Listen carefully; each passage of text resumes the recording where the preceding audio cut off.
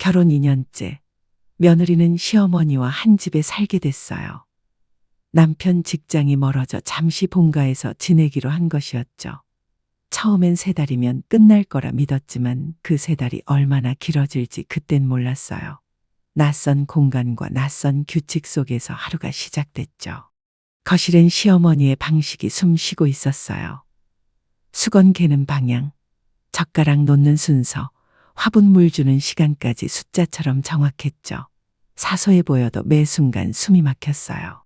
반찬은 짝수로 놓는 거 아니야? 홀수여야 보기 좋지? 한 칸 띄워서 단정하게. 네, 알겠습니다. 그네는 부딪히지 않으려는 얇은 방패였어요. 방패 뒤에서 마음은 점점 작아졌죠. 아침 6시, 시어머니 방문이 찰컥 열렸어요. 그 소리는 하루의 시작을 알리는 종소리 같았죠. 하지만 며느리에겐 점검의 신호처럼 들렸어요. 빨래는 했니? 햇볕 좋을 때 얼른 널어야지. 아직요, 곧 할게요. 그 고치 언제니? 부지런해야 가정이 편안하지. 말은 충고였지만 속엔 은근한 꾸중이 숨어 있었어요. 작은 말들이 매일 쌓이며 며느리의 웃음을 갉아먹었죠. 남편은 야근이 많았어요. 하루 중 가장 긴 시간을 며느리는 시어머니와 단둘이 보냈죠. 조용한 집은 오히려 소음을 키웠어요. 마음속 잡음이 커졌거든요. 저녁은 제가 할게요. 탕은 제가 끓일게요. 아니야, 내가 할게. 너는 국만 끓여. 양파는 얇게, 파는 사선으로. 부엌에도 경계선이 있었어요. 도마 위 채소는 시어머니 손끝을 거쳐야만 안심이 되는 듯했죠. 며느리는 경계 밖에서 소리를 죽였어요. 밤이 내려앉아도 불 꺼진 부엌에서 며느리는 설거지를 했어요. 창밖 겨울바람이 틈으로 스며들었죠. 손등에 물방울처럼 마음도 차갑게 식었어요. 나만 여기서 낯선 사람 같아. 내 발자국만 소리가 다르네. 그 속삭임은 물속으로 가라앉아 아무도 듣지 못했어요. 그러나 며느리의 가슴에선 파문이 오래 돌았죠. 내일은 조금 나아질까? 아니면 더 깊어질까? 잠자리에 누운 며느리는 천장을 바라봤어요. 미세한 균열 자국이 별자리처럼 엮였죠. 그 사이로 숨을 들이쉬자 가슴이 서늘했어요. 오늘은 어땠어? 엄마 괜찮으셨어? 괜찮았어. 조금 피곤해. 괜찮다는 말은 습관처럼 나왔어요.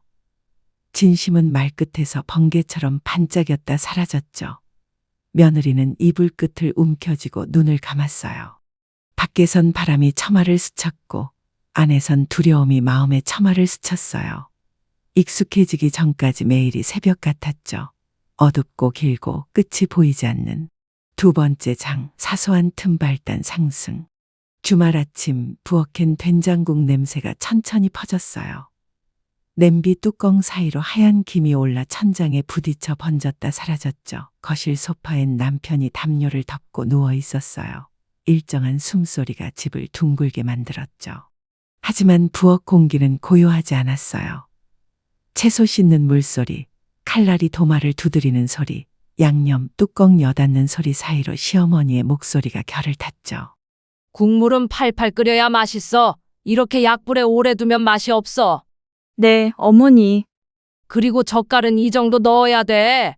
안 그러면 밍밍하지. 맛은 강약이 있어야 하는 거야. 수저를 쥔 손끝이 가늘게 떨렸어요. 내라는 단어가 입안에서 굳은 돌처럼 무겁게 굴러나왔죠. 작은 돌이 여럿 모이면 산이 되듯 말들이 산을 만들고 있었어요. 잠시 후 시어머니가 된장국을 한 숟갈 떠 맛을 봤어요. 고개를 약간 갸웃했죠.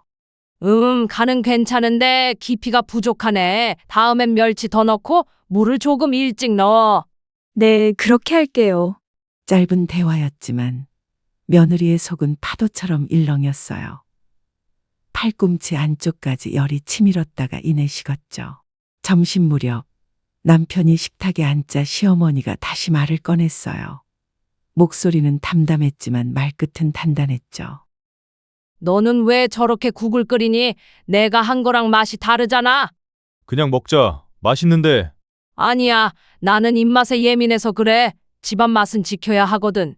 남편의 말은 잠깐의 위로였지만 이미 며느리의 눈가에는 눈물이 맺혀 있었어요. 그 눈물을 삼키느라 밥이 목에 걸렸죠. 설거지를 하며 며느리는 거품이 터지는 소리를 들었어요. 그 소리가 마음속 무언가 터지는 소리와 닮아 있었죠. 거품은 금세 사라지지만 말은 오래 남는다는 걸 알았어요. 이렇게까지 해야 하나? 내가 뭘 잘못한 거지? 그 질문은 목 밖으로 나오지 못했어요. 집안 공기는 여전히 팽팽했으니까요. 질문은 부엌 타일에 부딪혀 제자리로 돌아왔죠. 저녁 무렵 시어머니는 TV를 보며 소파에 앉아 있었어요. 화면 속 예능의 웃음소리가 거실을 메웠죠. 낮에 일은 없는 듯 리모컨을 톡톡 두드리는 손길이 가벼웠어요. 하지만 며느리의 가슴 속엔 낮의 말들이 가시처럼 박혀 있었어요. 저녁 준비를 하며 양파를 써는 손이 빨라졌죠. 눈물은 양파 때문인지 낮의 기억 때문인지 모호했어요.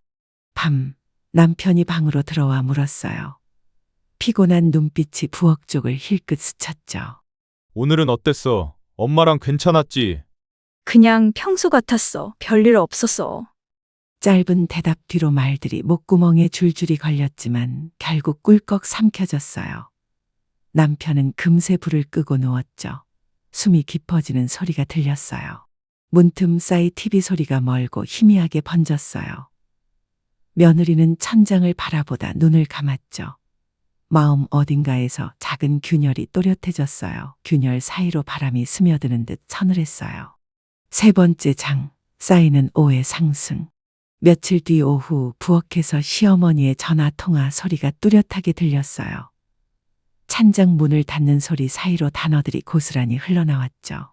우리 며느리가 손이 아직 좀 서툴러? 젊어서 그런가 집안 맛을 아직 몰라.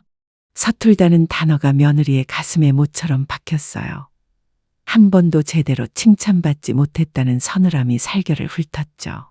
저녁, 남편이 퇴근하자 며느리는 조심스레 말을 꺼냈어요. 목소리는 낮았지만 심장은 너무 컸죠.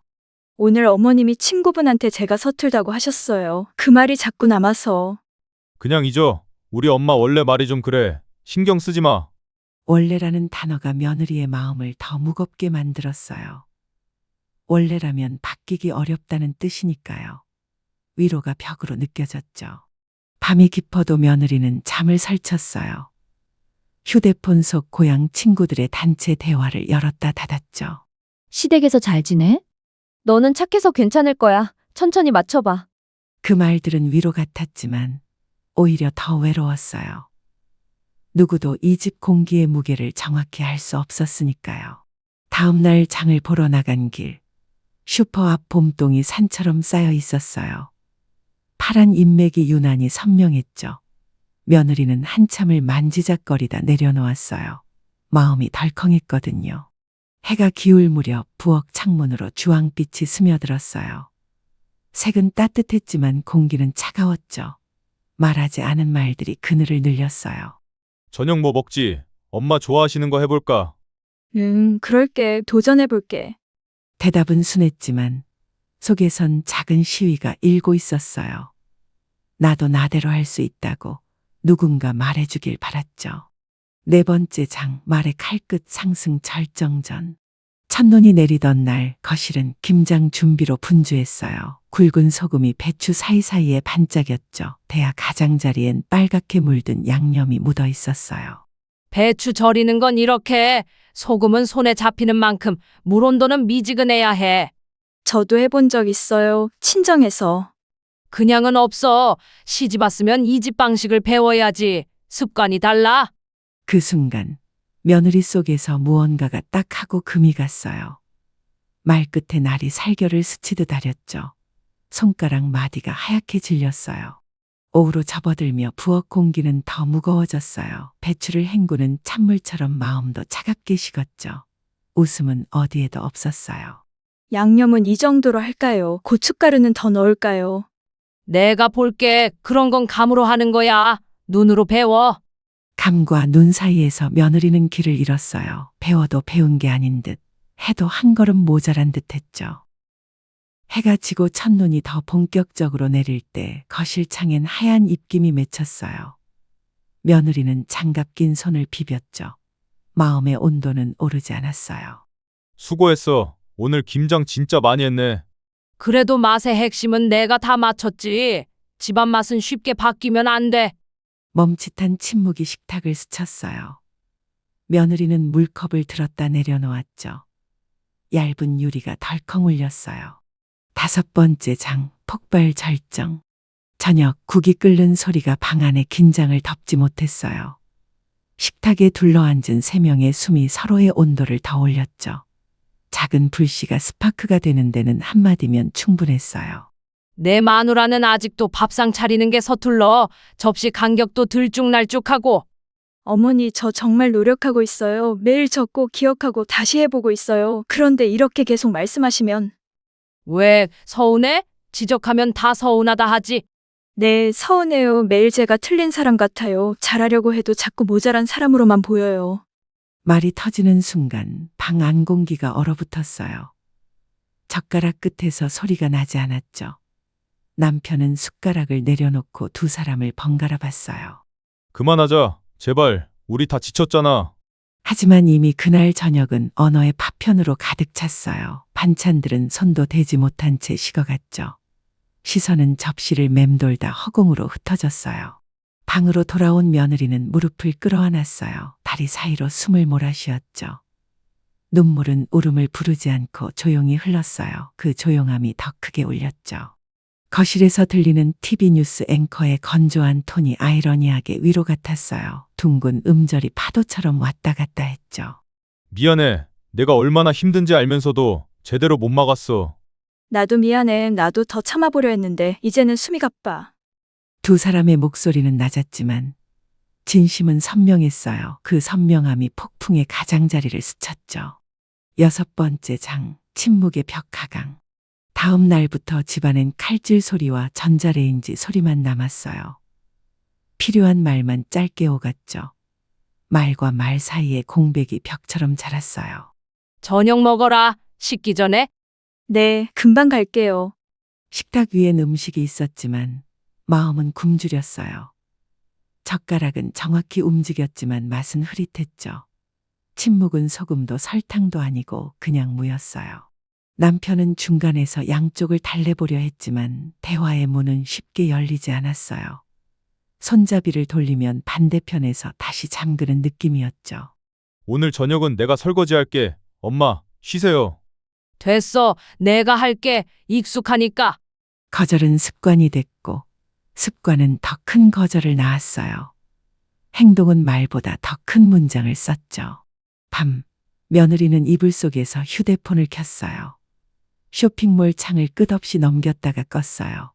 마음이 허하니 아무것도 채워지지 않았죠. 부엌에서 시어머니는 한참 설거지를 하다 물을 잠갔어요. 떨어지는 물방울 소리가 유난히 크게 들렸죠. 먼저 말을 건네려다 다시 그릇을 정리했어요. 타이밍은 늘 어긋났죠. 창밖 가로등이 골목을 노랗게 물들였어요. 집안의 그림자는 길게 늘어졌죠. 모두가 서로에게 등을 보인 채 누웠어요. 7번째 장, 균열 속의 손길 하강. 한 주가 흐른 뒤 며느리가 감기에 걸렸어요. 목이 칼칼하고 몸이 무거웠죠. 오후쯤 미열이 오르자 담요를 여몄어요. 부엌에선 생강을 써는 소리가 또각또각 들렸죠. 이거 마셔. 생강차야. 꿀 조금 넣었어. 뜨거우니까 조심하고. 어머니, 감사합니다. 내가 아프면 집안이 힘들어. 내가 좀 심했지? 말이 자꾸 앞질러. 따뜻한 찻잔에서 김이 오르듯 며느리의 굳은 마음이 조금 풀렸어요. 목을 타고 내려가는 단맛 뒤에 짙은 미안함이 따라왔죠. 창밖에선 눈이 비로 바뀌어 내렸어요. 처마 끝 물방울이 일정하게 떨어졌죠. 규칙적인 소리가 두 사람의 맥박을 천천히 맞췄어요. 저도 서툴렀어요. 잘하고 싶은 마음이 급했나 봐요. 나도 그래. 집안 맛을 지키려다 내 마음을 놓쳤어. 두 사람은 길게 말하지 않았어요. 말 사이에 빈칸이 오래 비어있던 자리를 조금 메웠죠. 숨이 덜 가팔라졌어요. 저녁, 남편이 들어와 두 사람을 번갈아 보았어요. 눈빛이 묻었죠. 오늘 뭔가 달라 보이네. 괜찮아 보여서 다행이야. 남편의 말은 오래 기다리던 비 같았어요. 말라붙은 흙이 천천히 물을 먹었죠. 8번째 장, 봄 같은 화의 결말. 며칠 뒤 빨래를 널던 며느리 옆으로 시어머니가 다가왔어요. 햇빛이 흰 셔츠에 쏟아졌죠. 바람은 보드랍게 깃을 흔들었어요. 내 방식도 괜찮네. 보기 좋다. 주름 탁탁 펴는 손이 야무지네. 고맙습니다. 어머니, 다음엔 어머니 방식도 더 배우고 싶어요. 짧은 대화였지만 그 안엔 긴 겨울을 견딘 온기가 있었어요. 말의 결이 부드러워졌죠. 손이 스치면 물러섰던 지난 날이 천천히 멀어졌어요. 저녁 식탁 두 여자는 나란히 앉았어요. 서로의 밥그릇에 반찬을 조금씩 놓았죠. 작은 제스처가 큰 문장을 대신했어요. 오늘 된장국 진짜 맛있다. 둘이 같이 했어? 재료는 내가 다듬고 가는 며느리가 받지. 둘이 맞추니 딱이네. 식탁 위 김이 천천히 오르다 사라졌어요. 그 길을 따라 마음의 김도 사라졌죠.